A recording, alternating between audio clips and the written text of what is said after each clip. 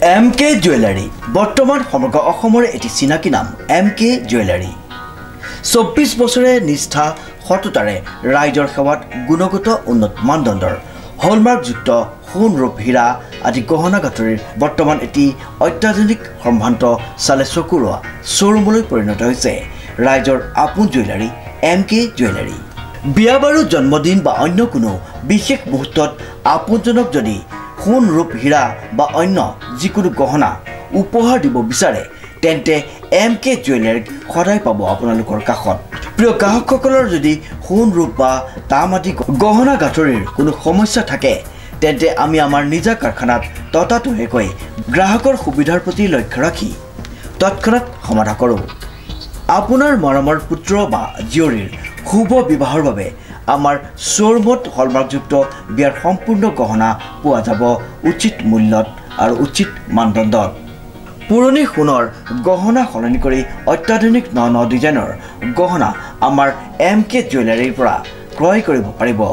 প্ৰিয় গ্ৰাহকসকলক সম্পূৰ্ণ বিশ্বাসযোগ্যতাৰে আমাৰ শ্বৰুমৰ পৰা কোনো অসুবিধা নোপোৱাকৈ সেৱা আগবঢ়োৱাই আমাৰ একমাত্ৰ লক্ষ্য। গতিকে আজিয়েই সপৰিয়ালে আহক আমাৰ শ্বৰুম MK জুৱেলাৰীলৈ আৰু লৈ যাওক আপোনালোকৰ সপোনৰ গহনা গাঁথৰিসমূহ। আমাৰ ঠিকনা MK জুৱেলাৰী ৰূপহীয়ালি ষ্টুডেণ্ট গেলেৰীৰ কাষত। নমস্কাৰ, নিউজৰ বাতৰিলৈ স্বাগতম জনাই ষ্টুডিঅ'ৰ মজিয়াত মই উৎপল দাস। চাহক আজিৰ বাতৰি। যোৰহাট চহৰস্থিত ঐতিহ্যমণ্ডিত যোৰহাট থিয়েটাৰত অনুষ্ঠিত হয় অসমৰ মাতৃভাষা মাধ্যমৰ বিদ্যালয়ৰ অন্যতম বাটকটীয়া জোনাকী সংঘ বিদ্যালয়ৰ প্ৰতিষ্ঠাপক প্ৰধান শিক্ষয়িত্ৰী শশীপ্ৰভা বৰগোহাঁইৰ দ্বিতীয় মৃত্যু দিৱস। নিউজ নাৰেক ৰিপৰ্ট। যোৰহাট চহৰস্থিত ঐতিহ্যমণ্ডিত যোৰহাট থিয়েটাৰত অনুষ্ঠিত হয় অসমৰ মাতৃভাষা মাধ্যমৰ বিদ্যালয়ৰ অন্যতম বাটকটীয়া জোনাকী সংঘ বিদ্যালয়ৰ প্ৰতিষ্ঠাপক প্ৰধান শিক্ষয়িত্ৰী শশীপ্ৰভা বৰগোহাঁইৰ দ্বিতীয় মৃত্যুবাৰ্ষিকী। উল্লেখযোগ্য যে যোৰহাট তথা অসমৰ অন্যতম চিৰপৰিচিত বিদ্যালয়, যি বিদ্যালয়ে মানৱ সম্পদ গঢ়াৰ ক্ষেত্ৰত যথেষ্ট গুৰুত্বপূৰ্ণ ভূমিকা পালন কৰি আহিছে, তেনে এখন বিদ্যালয় যোৰহাট জোনাকী সংঘ বিদ্যালয়।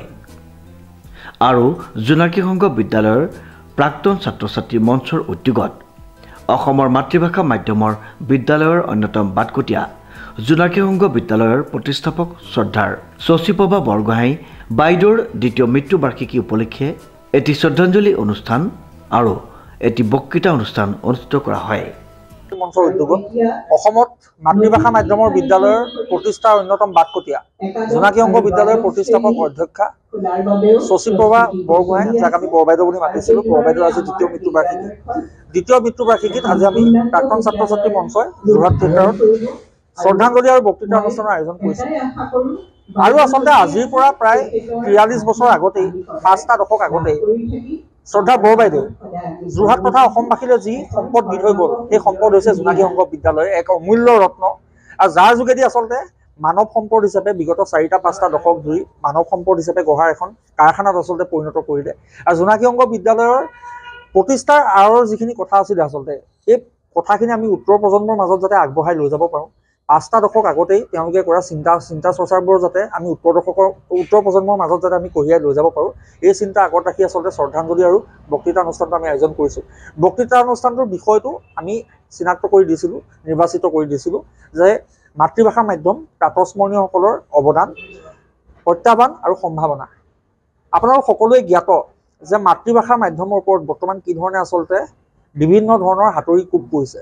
গতিকে তেনেকুৱা এটা সময়ত এটা খুব স্পৰ্শকাতৰ বিষয় লৈ সাম্প্ৰতিক সময়ত খাপ খোৱাকৈ আমি এই বিষয়টো নিৰ্বাচিত কৰি আমাৰ মাতৃভাষা মাধ্যমত অধ্যয়ন কৰি থকা ছাত্ৰ ছাত্ৰীসকলে ভৱিষ্যতে কি ধৰণে আগবাঢ়ি যাব, ভৱিষ্যতে তেওঁলোকৰ কি সম্ভাৱনা আছে, বা তেওঁলোকৰ সন্মুখত কেনেকুৱা কণ্টকময় পথ আছে, কেনেকুৱা ধৰণৰ তেওঁলোকৰ সন্মুখত কেনেকুৱা ধৰণৰ প্ৰত্যাহ্বান আছে, এই সন্দৰ্ভত আজি বক্তৃতা প্ৰদান কৰিবৰ কাৰণে আমি নিৰ্দিষ্ট বক্তা হিচাপে আমি আমন্ত্ৰণ জনাইছিলোঁ অসমৰ এগৰাকী চিন্তাশীল বুদ্ধিজীৱী, আমাৰ সকলোৰে পৰিচিত সুলেখক, সুবক্তা শ্ৰদ্ধাৰ ময়ূৰ বৰা ডাঙৰীয়া। তেখেতে আজি বক্তব্য আগবঢ়াব। আৰু আচলতে আমাৰ প্ৰাক্তন ছাত্ৰ ছাত্ৰী মঞ্চখন গঠন হোৱা বেছি দিন হোৱা নাই, আজি 4-5 মাহ সময় হৈছে। আজি তেতিয়া আমি সিদ্ধান্ত লৈছিলোঁ যে আমি বৰবাইদেউৰ স্মৃতি কিন্তু আমি ভৱিষ্যতৰ দিনত আমি জীয়াই ৰাখিব লাগিব, আৰু সেই চিন্তা আগত ৰাখি আচলতে আমাৰ প্ৰথমটো কাৰ্যসূচী হিচাপে আজি এই কাৰ্যসূচীটো কৰিছোঁ। যোৰহাটবাসী ৰাইজে যিধৰণে আমাক সঁহাৰি প্ৰদান কৰিছে, সহযোগিতা প্ৰদান কৰিছে, আমি সঁচাই অভিভূত হৈছোঁ। আগন্তুক সময়তো আমি এনেধৰণে প্ৰাক্তন ছাত্ৰ ছাত্ৰী মঞ্চৰ তৰফৰ পৰা বিদ্যালয়খনৰ স্বাৰ্থত বা আমাৰ প্ৰাতঃস্মৰণীয় ব্যক্তিসকলৰ স্বাৰ্থত যিসকল ব্যক্তিয়ে আমাৰ মাতৃভাষা মাধ্যমৰ প্ৰতি অৱদান আগবঢ়াই থৈ গ'ল, তেওঁলোকৰ স্বাৰ্থত এনেদৰে আমি সেৱা আগবঢ়াবলৈ প্ৰেৰণা লাভ কৰিছোঁ। আৰু সকলোকে পুনৰবাৰ আপোনালোকৰ চেনেলৰ যোগেদি, প্ৰচাৰ মাধ্যমৰ যোগেদি আমি ধন্যবাদ তথা কৃতজ্ঞতা জ্ঞাপন কৰিছোঁ। উক্ত অনুষ্ঠানটিৰ বিষয় মাতৃভাষা মাধ্যম প্ৰাতঃস্মৰণীয়সকলৰ অৱদান, প্ৰত্যাহ্বান আৰু সম্ভাৱনা। নিৰ্দিষ্ট বক্তা হিচাপে উপস্থিত থাকে বিশিষ্ট বুদ্ধিজীৱী, নিবন্ধকাৰ, সুবক্তা ময়ূৰ বৰা। অনুপম বৰাৰ ৰিপৰ্ট, নিউজ নাও।